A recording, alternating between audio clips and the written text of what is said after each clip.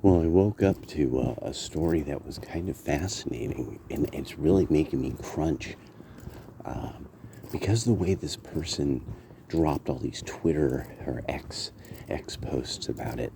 Somebody named Duelaag, like Duelaag, yeah, and my thing was, it was one of these things that at first it was kind of like wrong. And then as the posts went on, they got more and more, they spiraled into that realm of somebody trying to talk themselves into their ideology. Where there was a part of it for a moment that I thought this person was going to drop some real, like, bomb phenomenon kind of, like, oh, okay, I got to think about that, that makes me have emotions. um, what hit me very quickly was this person started with wrong.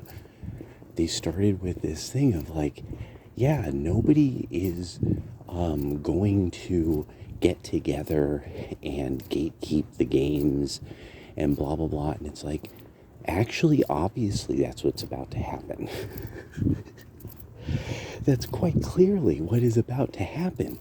That something is going to happen to these studios so that there's a way that you have managers of, like, you have a real tight creative team. Because the investors and the executives, not all of these people are detached and maybe stupid. Is the idea that there's plenty of these people who they see YouTube and they see these people who, like, they can see there's a wall of games behind them. They're calculating the money. They're calculating the time. They listen to the person. The person knows about the background of the characters of the games. This is an expert in the field from every possible marketing analysis.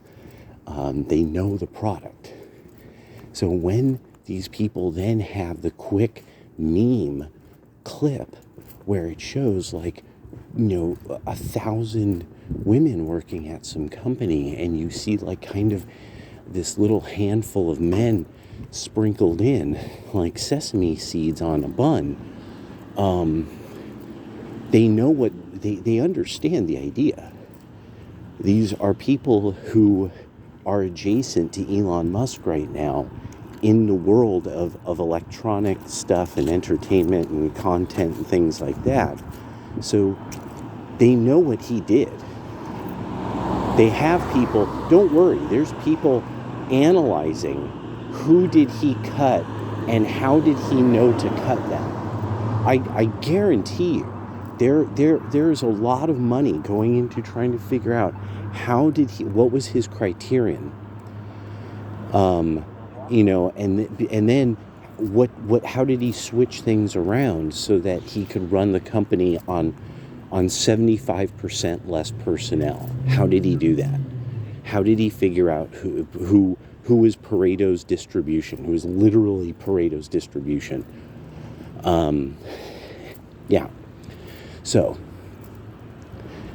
you inevitably, those of you in the creative fields, that you went out of your way to make things that you were pretty sure people would not like, that people have seen the various designs, how they evolved. They saw what you've done, and that you created things that people didn't want. You altered the Q angle on females. Now that's one that it will never matter what anybody like Destiny or any of these losers and simps try to say. Q angle is a scientific thing. That's how you identify a human female from a distance, is her Q angle, and her whole human body moves differently because of the way that human females' Q angle is set compared to males, and yeah. compared to males. So this is the thing now, and it's like, no, you can't violate that and think you're fooling people. I'm sorry, it doesn't matter that you want to. That's a genetically set trait that goes all the way down to the very bone structure. There's no way around that one. So nobody's fooled. And then it becomes this. Obviously, this had something to do with relatively wealthy art students that they need to pay off their debts.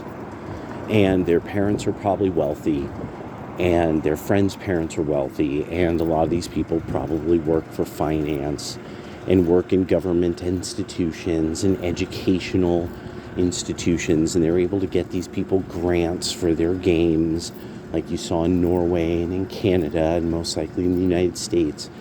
These grants to make these games, and and they're